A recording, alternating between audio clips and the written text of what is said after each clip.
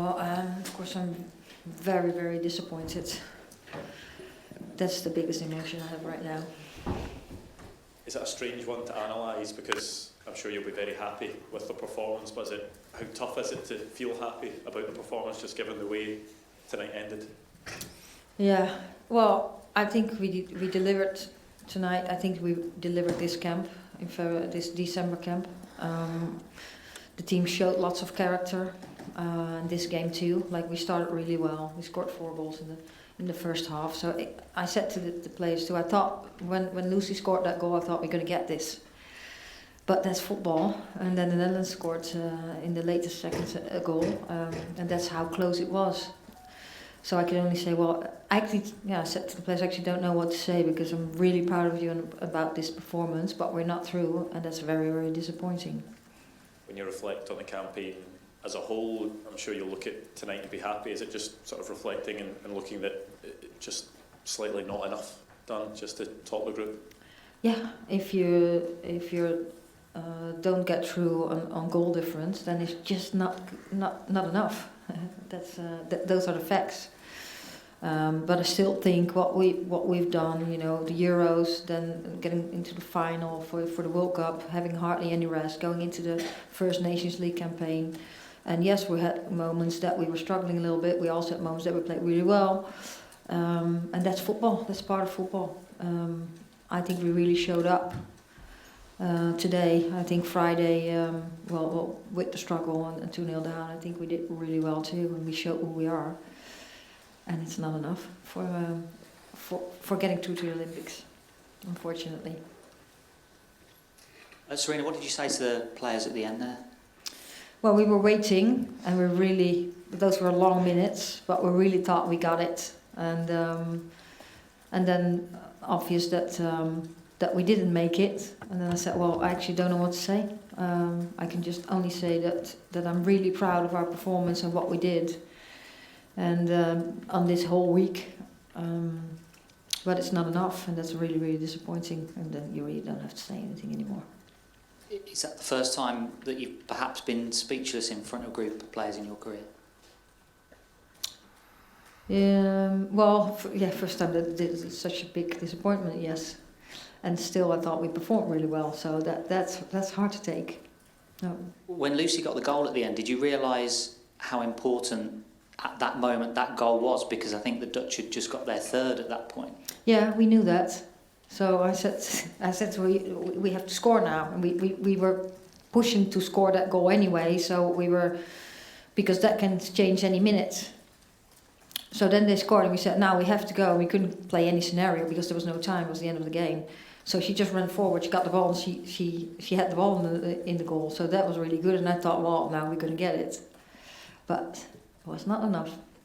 You players have proved so many times in high-pressure situations, you can't really fault the commitment that they showed tonight to try and get themselves over the line. No, of course not. If you win 6-0, that doesn't happen very often anymore in the women's game, especially now with the Nations League. So I think we played really well, and six goals is a lot. But yeah, if the Netherlands also scores 4 goals, then it's not enough. The result obviously looked big tonight. There was lots of question marks ahead of the game about the rivalry, about the intensity of this game and the intensity of the Scotland performance. Do you believe the gulf is that big, as we saw tonight, between England and Scotland? The what? The gulf in the quality of the players and the performance levels? I don't know what that... what does it mean? Oh, the margin. Oh, I think today we really showed. I think we were a lot better than Scotland was today, and we were able to keep them under pressure all the time. I think after we scored in the beginning of the second half, later on we dropped a little bit in level, and they got some substitutes. They came on our half of the pitch a little bit more with some dangerous moments, but I think we totally controlled the game. And at the end of the game, they had this chance, which. I was happy, of course, that they didn't score, and then we got the goal. But I think today we did show that there's a little difference in quality in the two teams. Hi, Sarina. Understandably, before this match, you said that you weren't willing to speak about the whole campaign because you were focused on getting what you wanted from the match. But could you maybe speak about how you feel England have done since reaching the World Cup final, sort of in this autumn period? Yeah, as I've said before, I think this team has experienced so many things. So we had the Euros, then we had the World Cup. The World Cup was really, really intense. We have a lot of things thrown at us, you know, with before the tournament, during the tournament, with the injuries, and I think we performed really at a real high level and made the final. And after that, there was hardly any rest, and we go straight into a Nations League, and which I think is good that the Nations League is there because it gives more competitive games. And I think that at moments we played really well in the Nations League, and we had some moments that we struggled, and that was punished. That's also where the game develops to. But that's also part of football.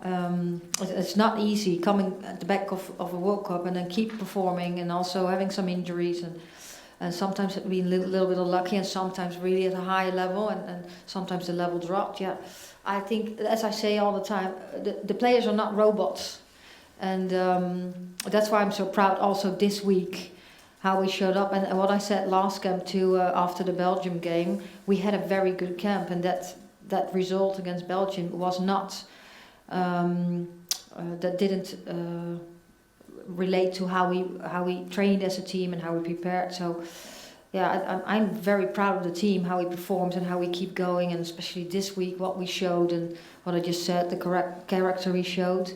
And also today you could see in every player that we really wanted to get a good win, and we really went for it, and I think we got a big win. So that's why it's so really, really disappointing.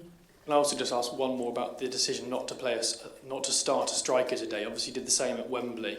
Do you feel like that decision? Not to start a striker. Not to start. We started three strikers. Fine, but not a nominal sort of number 9 then in that sense. Did you feel that was vindicated by the fact that you scored so many goals tonight?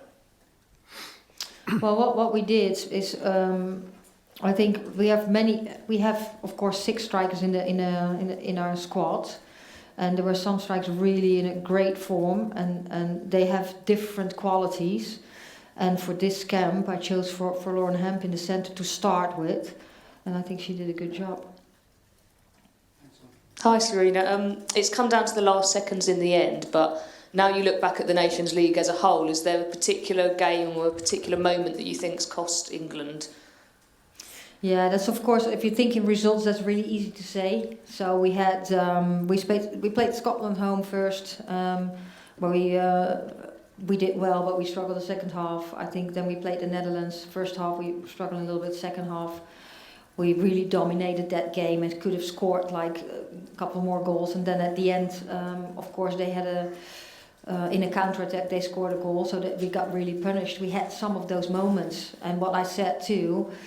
We're working really hard. We're having, at the back of a World Cup, hardly having any rest. Sometimes these things happen. Same, of course, with last camp, where we could have scored a little bit more in the first game against Belgium. We've created lots of chances, and we're struggling a little bit with getting at the back of the net. That was not the case today, and it was not the case second half on Friday. And with that Belgium game, of course, we couldn't get that one over the line either. Things happen. We're working hard. We're trying to get the game to the next level all the time and improving. And I think that's what we showed this week again.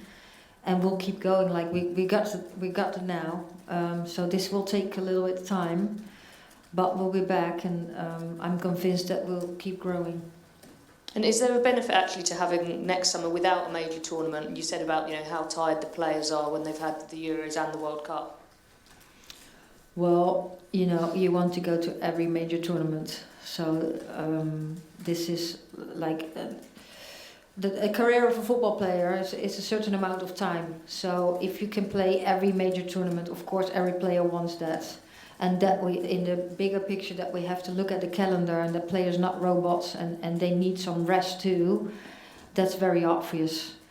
But instead of a tournament, that goes a little bit too far for me.